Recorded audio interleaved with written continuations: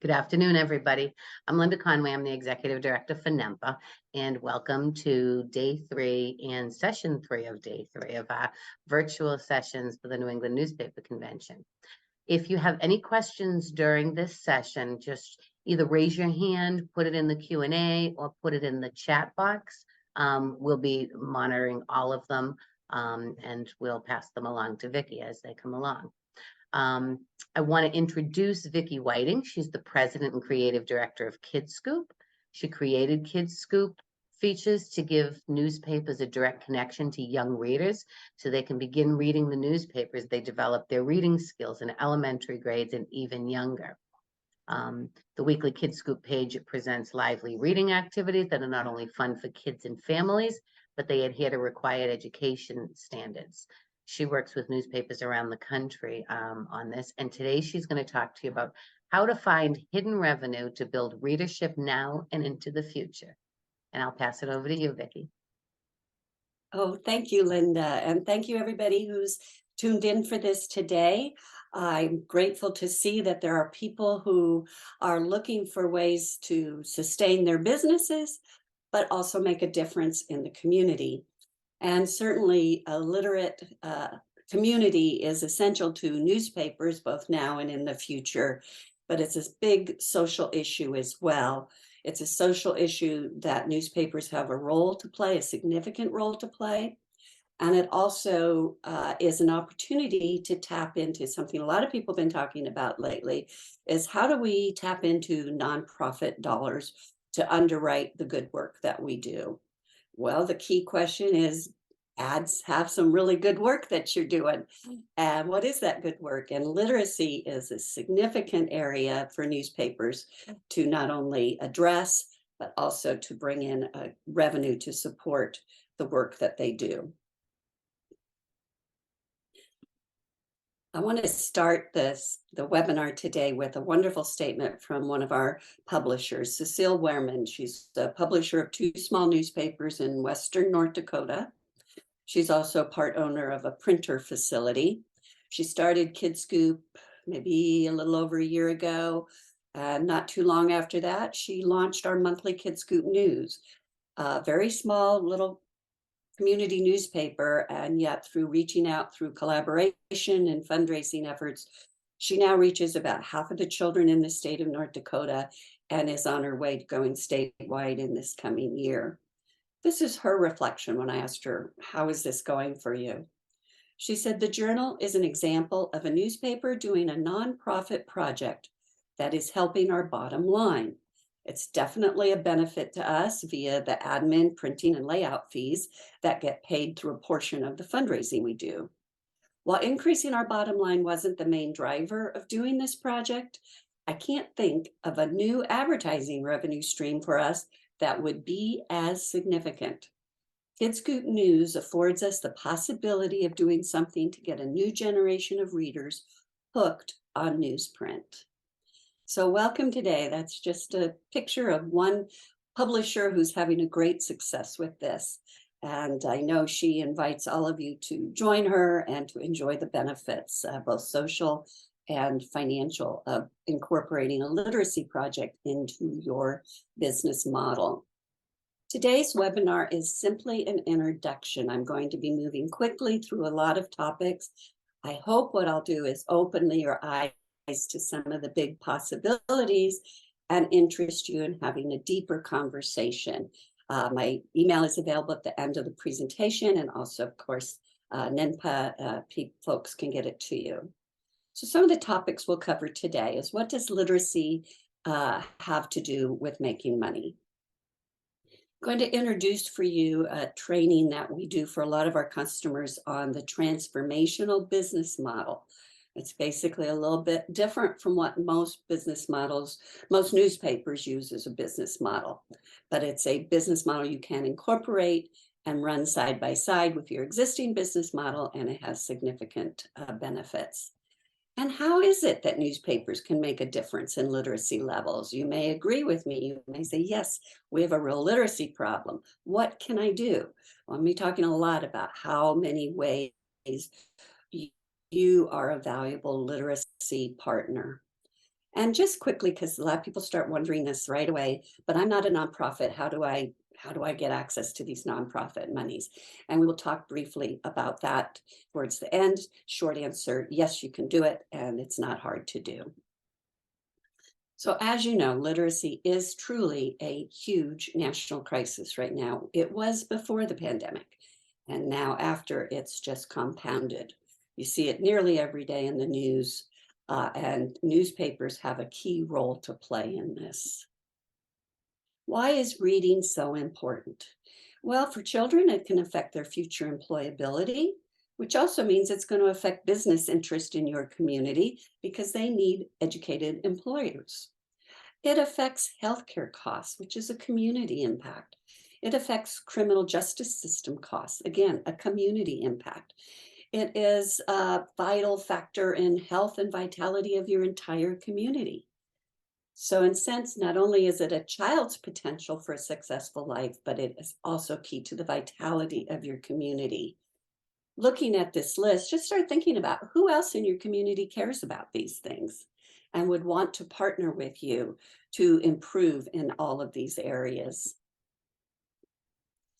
So once you say, yeah, I want to do this, I want to get some help, but you need to get some information locally on what is the crisis locally. We know it's nationally, and get some information about what's happening in your community. Again, when I start working with my customers, we do a little deeper dive than this, but this is just one of several places you can go for a quick snapshot of what's going on locally. It's a website called Public School Review.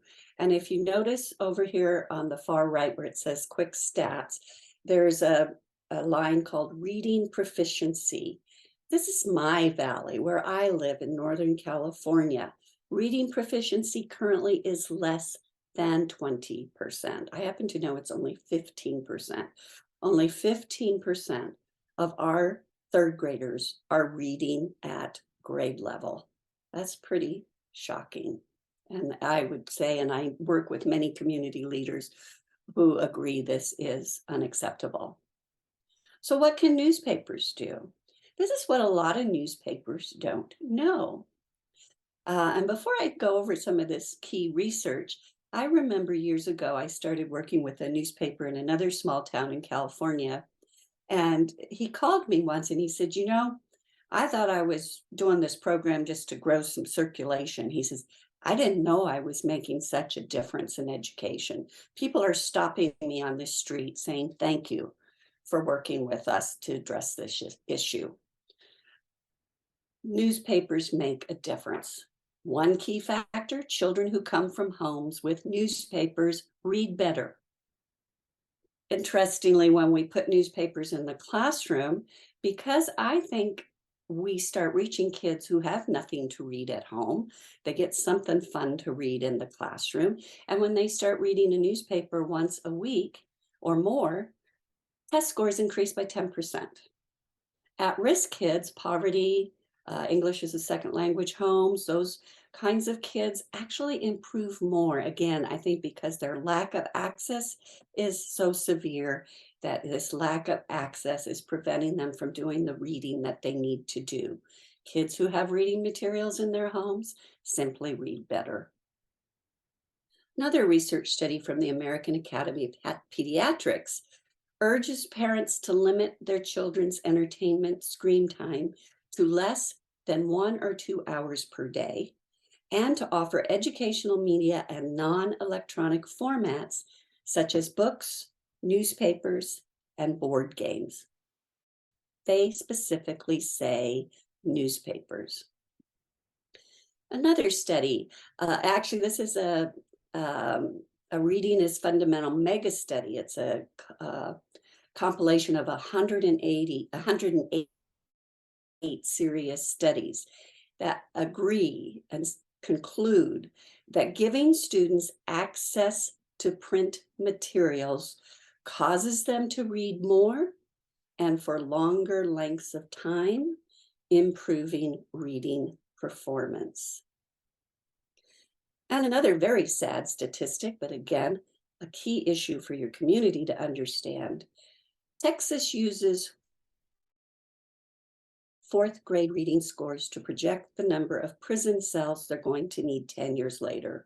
Key indicator of the link between the ability to read and the prison population. I have talked to people in many other states who say it's the same for their state as well. This just happens to be from a Forbes article. So reading is key to success. As I say, if you want to launch this program, I would work with you to have the research you need to do a presentation to people in your community. And this is just a snapshot of some of those studies. The important key factor to know is that kids not reading at grade level by third grade are more likely to drop out of high school. What I can tell you as a former educator is that from preschool through third grade, we teach children to read. By fourth grade, they're expected to read to learn. Well, if they're not reading at grade level by the end of third grade, they're going to only fall further and further behind as they go on, where teachers start giving them materials and just say, read chapter 2 and expect them to be able to read it. So the key thing, what is it that, okay, I give you all the statistics. What is the key theme through all of that? What is it that newspapers provide that makes such a big difference? The key word is access. If you can get newspapers into the hands of children, especially with something like KidScoop inside of it, something that kids will want to read, then they spend more time reading. I tell people, imagine being able to give kids a book a week. Would that affect how much time they spent reading? Yeah. Well, if you're able to get a newspaper with KidScoop in it to a child once a week, it's similar to giving them a book a week. And compare, what would it cost to give them a book? Here's something you can do for a very, very lower cost, which will impress funders. But let me tell you a little bit about why that access and why time spent reading is so significant. So basically, a student who reads 20 minutes a day for fun, reads 1.8 million words in a school year, and tests in the 90th percentile, as compared to a student who only reads 5 minutes a day. That student reads 282,000 words in a school year and tests in the 50th percentile. That's a difference of 1.5 million words per year. And that's only the difference after 1 year. After 5 years, students who read 20 minutes a day will have read 7.5 million more words than kids who only read 5 minutes a day. 7.5 million. Think about how many more vocabulary words those children are exposed to, how many more kinds of concepts and information they have gathered by spending that additional 15 minutes a day reading. This is a great little presentation to do with partners in your community, and I'm happy to share it. So if this is interesting to you, what's the next step? After getting some training and support from us, one of the first things I ask people to look at is start with the mission for this project. This is a crisis that newspapers can help address. You can quickly assess what that crisis looks like locally. And you have some of the research right now that I presented that shows how newspapers get kids reading more. So we get all of that started, and now create a mission statement to impact that. And then the next question, everybody says, oh, this is great, Vicki, I'm on board, but where am I going to get this money? Well, I'm going to tell you that you have a crisis, localize it, show the research, and those are some of the basics to putting a funding proposal together. I'm going to step back just a minute and mention what I talked about earlier, the transformational business model versus transactional. Most newspaper business models until recent years have been focused on the selling of real estate or space in a publication, revenue based upon size. You also have tangible things that you sell. We're not here to sell anything in particular, although as we sell a literacy program, your newspaper, sale of your newspaper is incorporated into that. A transformational business model involves enrolling partners and social investors to work with you to improve the community.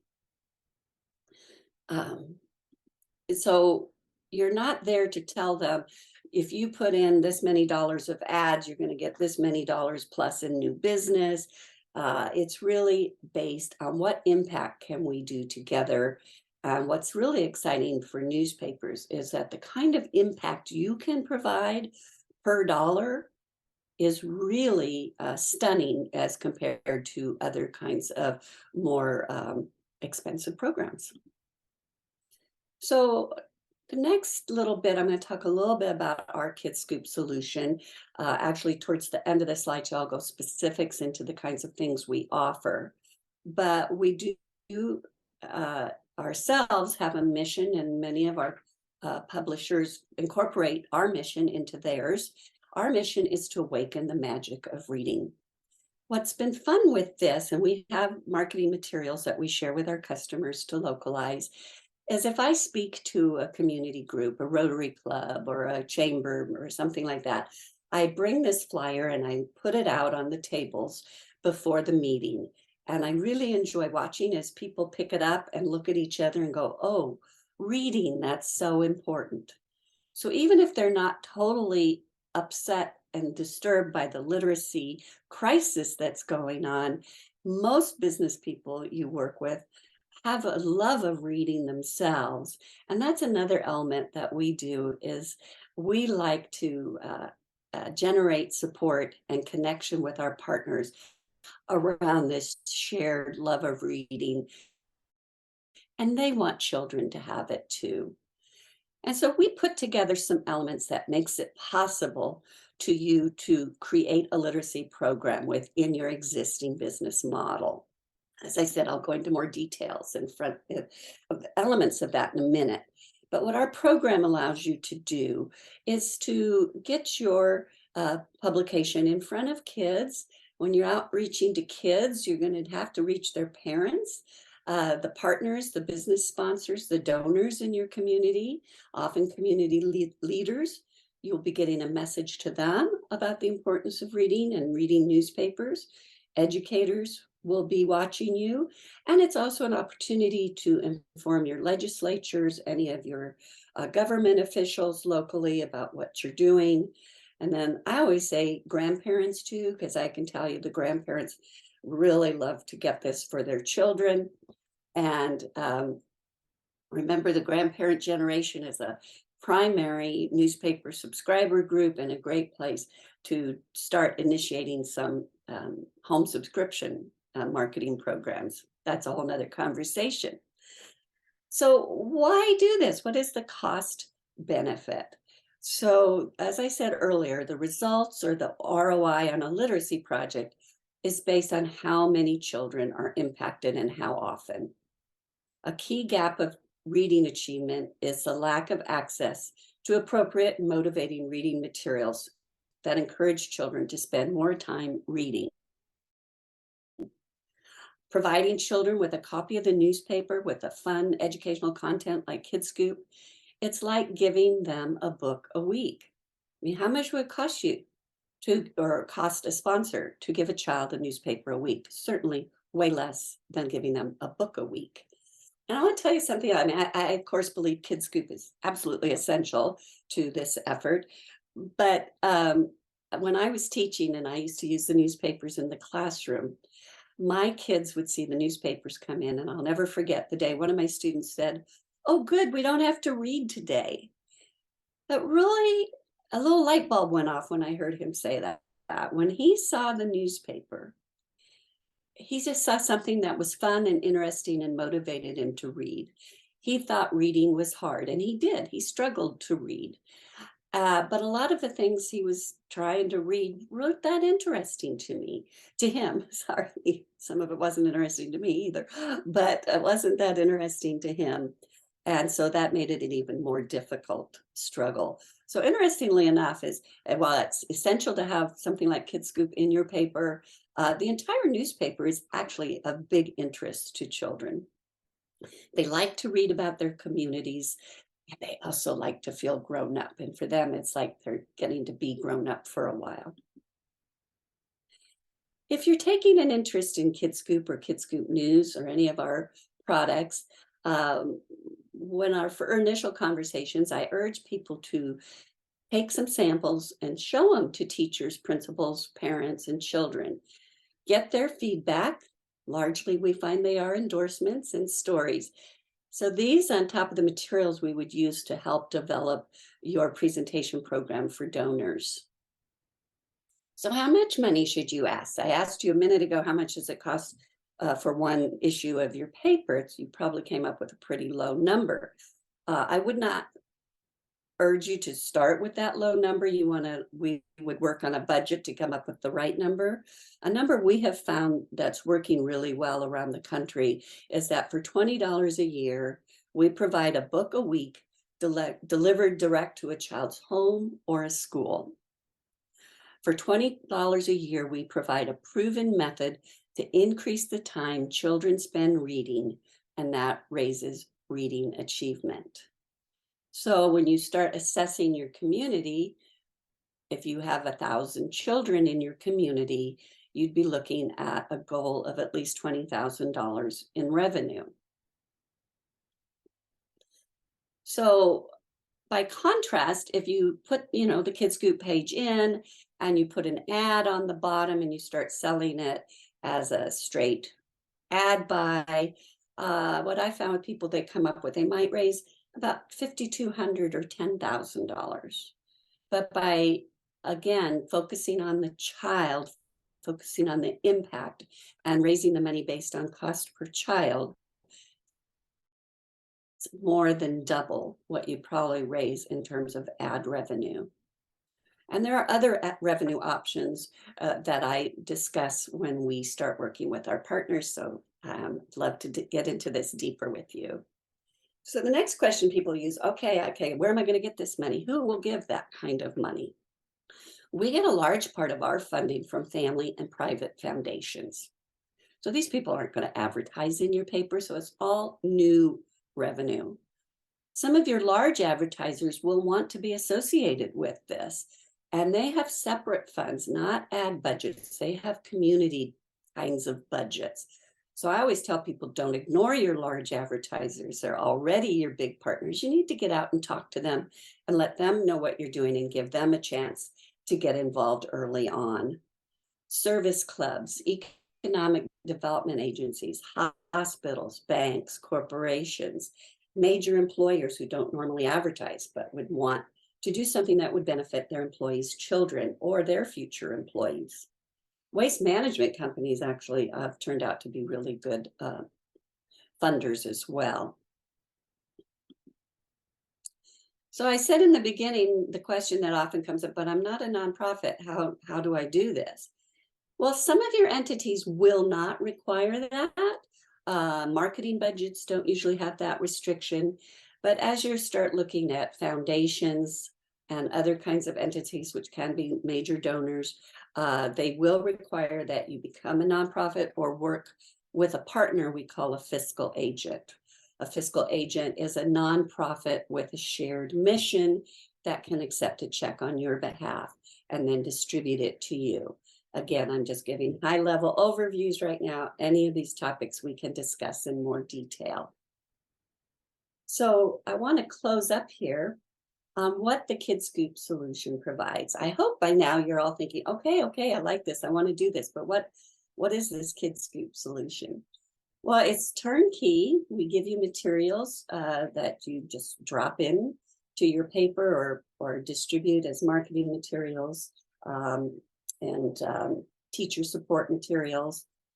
We give you collateral for classroom use of the newspaper. We have a teacher guide. We have a monthly teacher newsletter. We have an online site with more fun stuff for kids, teachers, and parents. We have some of our customers who use a digital version of the KidScoop page. And of course, as I've mentioned, we have marketing and messaging collateral that you can adapt. So we try to make it as simple as possible, and we're also available to help you through this process.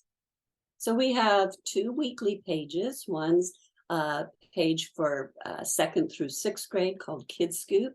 We also have a page called Kids Scoop Junior. As you probably know, a lot of people are very concerned that the literacy crisis starts very early on. And this is a page that is for preschoolers. And I love the fact, oh, well, I wrote it, I guess, but that we include an activity that uses your newspaper every day of the week. So it's a little fun, engaging activity that also promotes to families how important it is to have a newspaper at home. So this is the full view of the Kids Scoop page, standards based.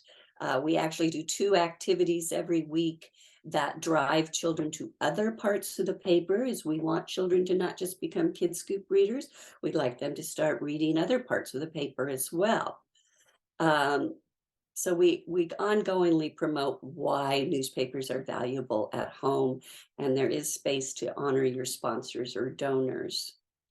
We have a teacher guide, we have a monthly newsletter, we have house ads. Here's a little more information about the Kids Scoop Junior package. As I mentioned before, the daily activities are, I think, extremely important.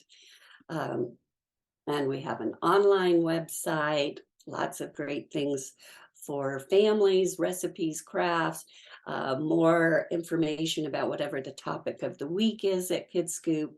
Lots of great resources there.